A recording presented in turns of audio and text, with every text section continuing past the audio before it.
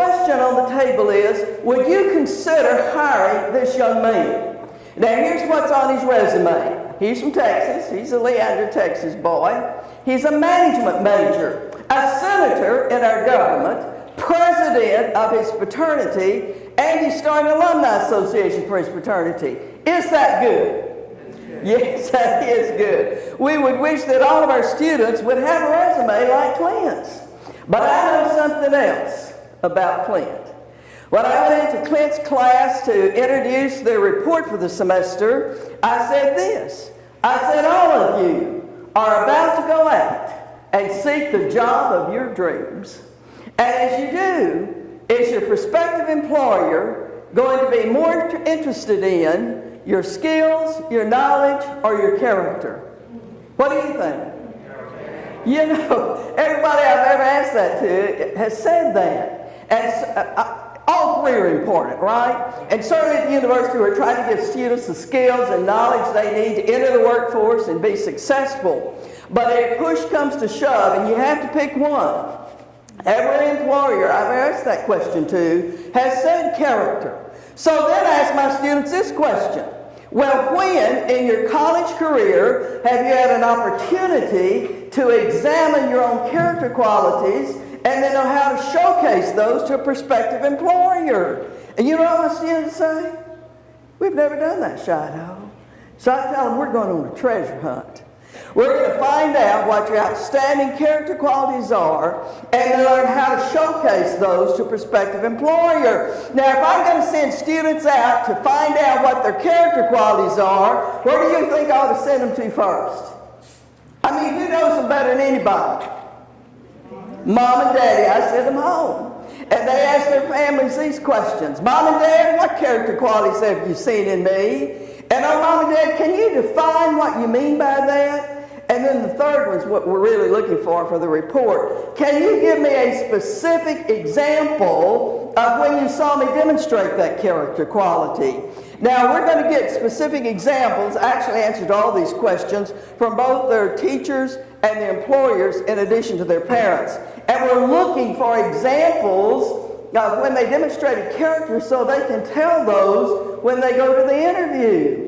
And then fourthly, that was give a specific example. And then last of all, they say, Mom and Dad, how's my demonstration of character in this family benefited the family, and you in particular? Now, those good questions. Let me tell you why they're good questions. Because before we ever meet again, students will begin to come by my office and they'll have a piece of paper in their hand. They'll say, Dr. Shido, I want you to see what my daddy emailed me. And we cry together.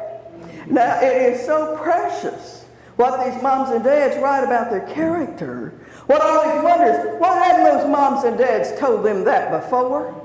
And then I think, oh, well, it's okay if they haven't told them, because they're going to tell them now their son and daughter's going to fail my class.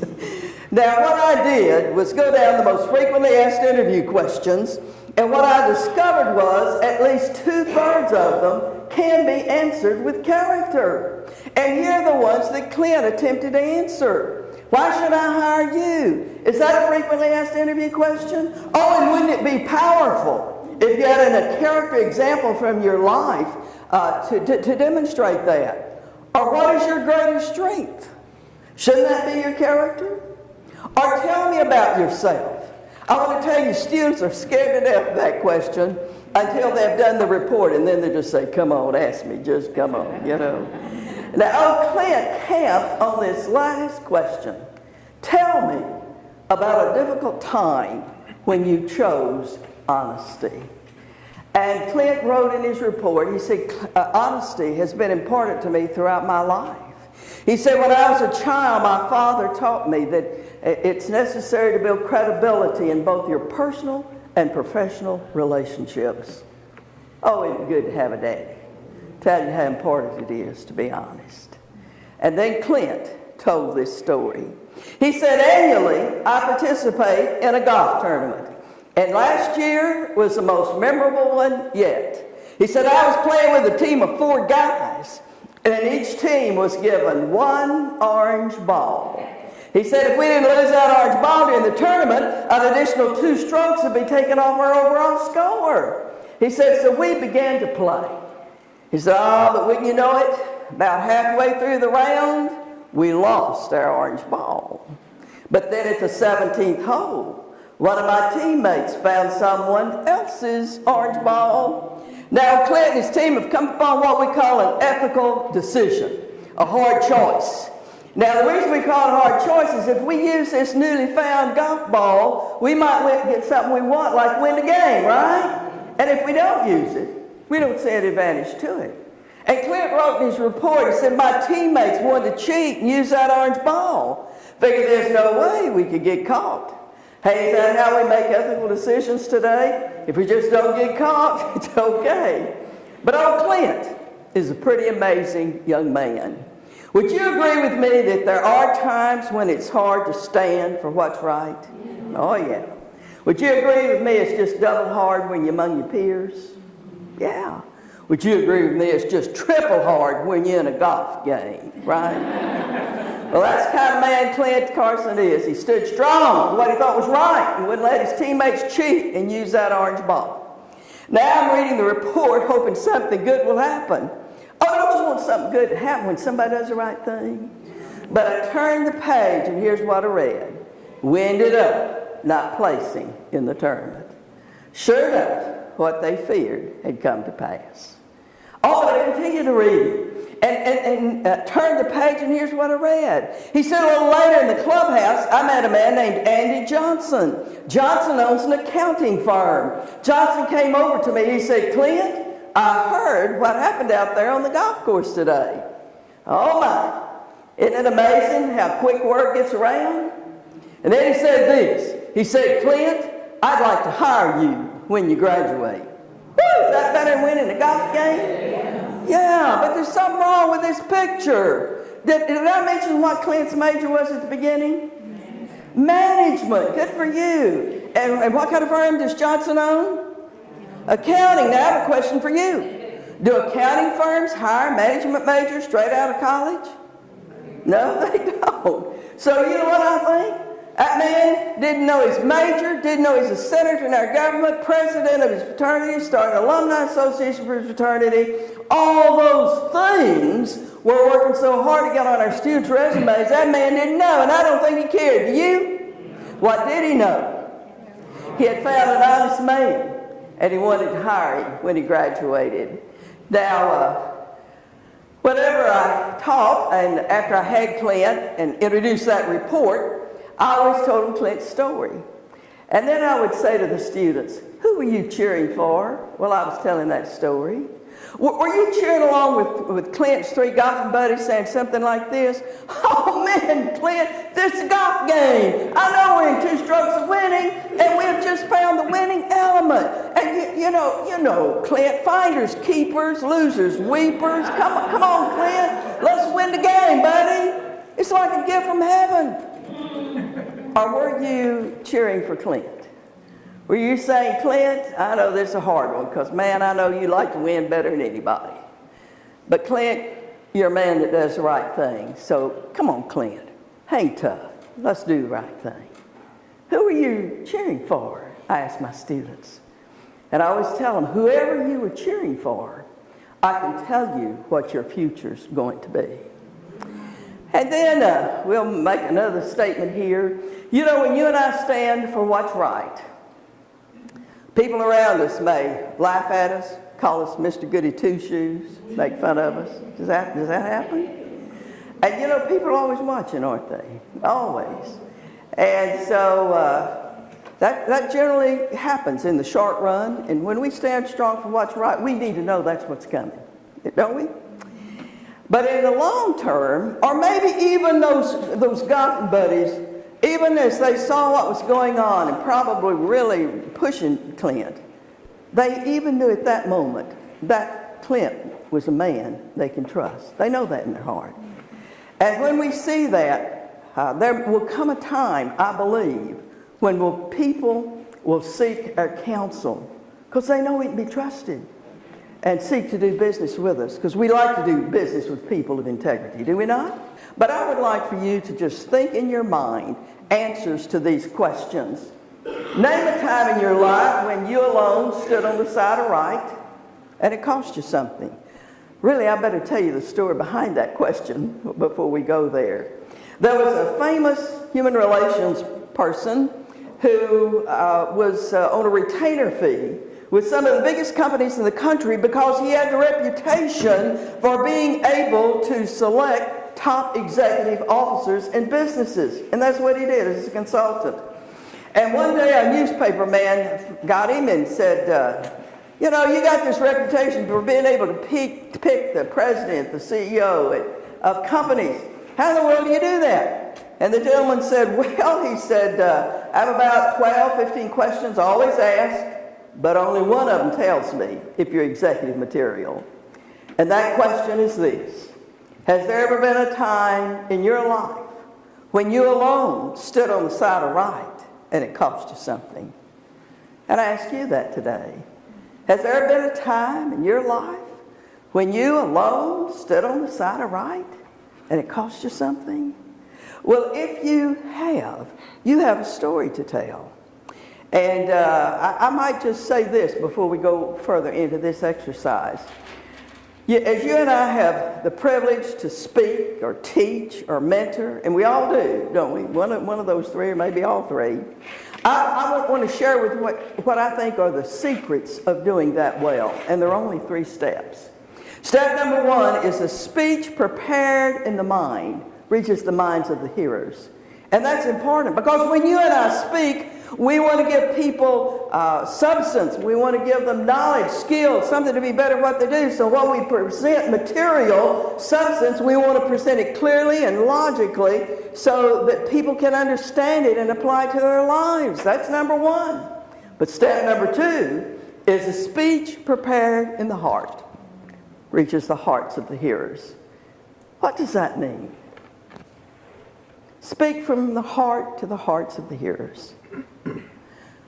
Well, I believe there are several ways we can interpret it, but for me, what comes from the heart is what we really believe, okay? You know, you and I know a lot of stuff, don't we? But we don't believe all of it, do we? And so when you speak from the heart, you're speaking from a position of, I believe this, I know this, I want to share this with you because this is right. Someone has said you will never reach young people today unless you appeal to the emotion. But I'm not sure but what that's been true of every generation. And so there's an element of that, of preparing in the heart. But step number 3 is where the power is. Step number 3 is this: a speech prepared in the life reaches the lives of the hearers. You know, you as an audience, what we're always asking is, does this stuff work? Will it work for me? Did it work for that speaker? And if it did, then you're thinking, well, you know, I think I ought to pay attention to this because it worked for him. Maybe this will work for me too. And so that's what we want to know. And so what we're really saying is when you prepare it from your life, you're giving an example, right? You know, whenever we speak, we give substance, and we're enthusiastic about it, but we need to give examples, don't we? Because I know in class, when I was a student, if it was too content intensive, you'd lose me after a while. I needed an example. So when you speak, if that example can come from your life, that is very powerful. And so again, we might look at this. Name a time in your life when you alone stood on the side of right and it cost you something. What did it cost you? Did it cost you a job? Did it cost you a contract? Did it cost you money? Did it cost you friends? Has someone who saw you stand alone sought your counsel or sought to do business with you? And then who would benefit from hearing your story when you alone stood on the side of right? And then I asked you at the beginning, would you consider hiring Clint? How many said you would? Good, consider hiring, or at least interviewing the man. All right, now how many of you would consider hiring Clint's 3 golfing buddies? Well, that's another question, isn't it? Well, I ask you one more. What if you already have? Well, here is a little information to help you make that decision. Reader's Digest reports that 82% of corporate executives admit they cheated golf. And 72% believe that business and golf behavior parallel. Oh my goodness. You think that's true? If that's true, we're in trouble. Now, we have an interesting slide here. The guy in red kind of looks like Clint.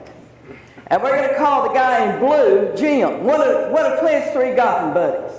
And you can tell they're in that golf cart and they're headed for the clubhouse, and you see old Jim, he's kind of got his head down, doesn't he? And I submit to you that he's saying something like this. Oh man, Clint, I don't know what got into me back there. Clint, man, I just want to tell you I admire you for standing for what's right. And I should have stood with you, Clint. And I'm ashamed of myself for not doing that. Oh, Clint, will you forgive me? You know, we all stumble, don't we? And we fall. You know, I'm not really much into golf. I'd like to be because golf courses are so beautiful. But I do know of a golfer some time ago who captured the interest of the nation. And then he had a moral failure, lost his family, lost his golf game. And so, you know, it may take a lifetime or may never recover when we have a moral failure like that. But we all do make mistakes. And so what I want to tell you is how I deal with students who cheat. And I dealt with it almost every semester, especially the last 20 years or so I taught every semester. And so whatever it's worth to you, let me just give you one example. The last about 15 years I taught in a room that held 250 students. And it was important to me that students get there every day, and they get there every day on time. And so the semester I'm going to tell you about, I took roll this way. I would get to class early, and I'd have an index card with everybody's name on your row, and I'd hand it to you, and you'd pass it down, everybody initial, same over here, and then they could come forward, and I could take roll in a minute or two if those kids would hustle. But at any rate, I did that, and also, to get them there, I told students, if you'll get here every day and get here every day on time, I'll give you 6 points for every day that you come and come on time. And at the end of the semester, that amounted to 84 points.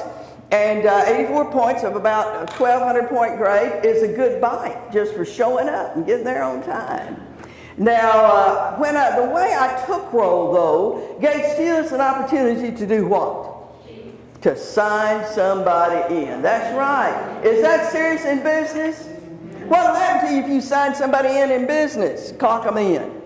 That's right, you'll get fired, and it's serious in my class. So I always told students, you know, don't go there. But if you do, I want to tell you, you're going to lose all 84 points for attendance. So just don't go there. So every semester, about a month into the class, I would go to class, take roll like we usually do. Then I had a stack of index cards with my name stamped on them so those kids can't duplicate those things. And then I would hand one to every student. And then I would say, you know, we're going to take roll again here. And I'm going to take roll twice today. And if those two don't match, you need to see me after class. I remember a young man on the front row said, "You're good, Shiloh, you're good." I said, "No, I'm not good, but I'm going to catch somebody today." Well, class was over with, and here came this big old fella. I said, "May I help you?" He said, "Dr. Shiloh," he said, "I signed a girl in." I said, "You did what?" He said, "I signed a girl in." I said, "Why did you do that?" He said, "Well, she called me and said it was her birthday." Now you'd probably agree. You ought not have to go to school on your birthday. Would you agree with that? And I said, "Oh, man, you know what's just happened?" He said, well, tell me again, Shiloh. I said, "Son, you just lost all 84 attendance points." "Oh, Shiloh." I said, "Not only that, you've broken the rules, you've offended the rules, you've offended me personally. And you need to make this thing right. Because you might do this again, and you know you need to you know how to do this." And it's a business communication class. And he said, "All right, Shiloh." I said, "Well, I'm going to tell you what to say." Now, what I intended to do was say the whole thing and then let him put it in his words. But I said, say Dr. Shido. He said, Dr. Shido? I mean, he just jumped right in there. I know what I did was wrong. Oh, yeah, Shido, that was wrong. I was stupid, Shido. I shouldn't have done that. I am willing to take the consequences. Ooh, Shido, I'm willing to take the consequences. Will you forgive me? He can't go there. He says, oh, Shido, I'm sorry. I'm really sorry. That was so stupid of me. I'm sorry. Now I want to ask you a question. Is there a difference in being sorry and getting forgiveness?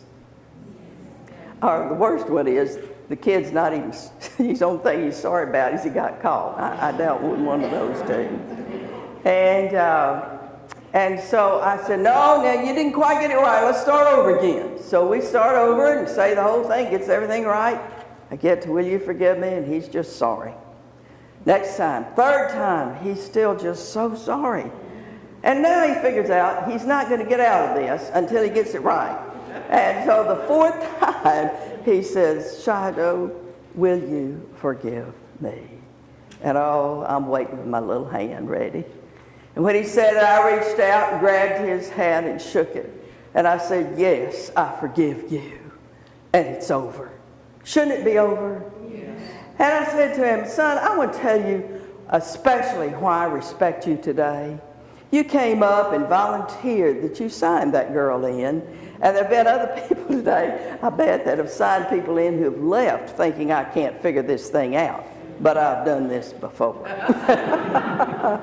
And I told him, like I usually tell students, it's over, it's over. And listen, I know you've taken a hit on your grade, but I hope you don't drop my class. I hope you finish with me, and I hope you finish strong. And whenever you see me in the hall, I don't want you to duck your head and go the other way. I want you to smile and speak, because we've taken care of this today.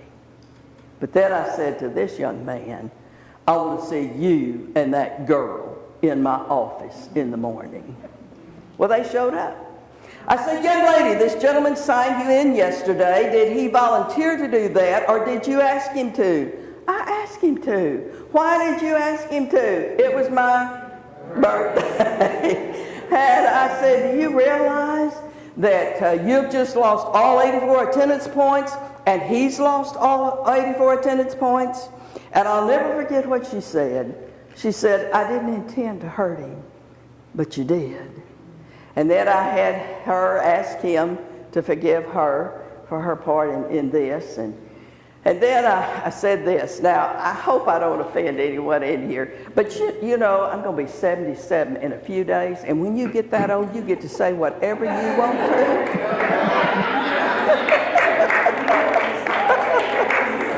I said, young lady, there are two kinds of men in the world. Those that mean us as women evil, and good-hearted men. And good-hearted men just want to help us as women. They seem to have an innate desire to kind of provide for us and protect us. And I want to tell you, young lady, you have just offended a good-hearted man. And I don't want you to ever do that again. And then I looked at him. I said, son, you're going to have to work around women all your life. And sooner or later, some other woman's going to ask you to do something quite right. And I want you to decide right now what you're going to say. Somebody has said we're all on the golf course of life. We're all on the golf course of life, and coming at us every day are those white golf balls representing the hard choices of life, and those orange golf balls representing the soft choice. And someone has said, your habits define your destiny. When I began to teach, I had an attorney friend in Austin, Texas named Mr. W.P. Watts. And Mr. Watts told me this one day as a beginning teacher. He said, Beverly, he said, the habits you have when you're 16, 18, 20, you're going to have when you're 40. He said, if you develop those good character qualities and habits of life when you're young, he said, they're going to be twice as good at 40 as they were at 18, and they will help you achieve the greatness that lies within. But oh, Beverly, If when you're young you develop those character flaws that tear at your moral fiber, he said, girl, they're going to be twice as bad at 40 as they were at 18, and they will have destroyed the potential that lies within. Well, I have students at a time in their life where they're developing the habits of life that are going to take them to greatness or drag them down to failure.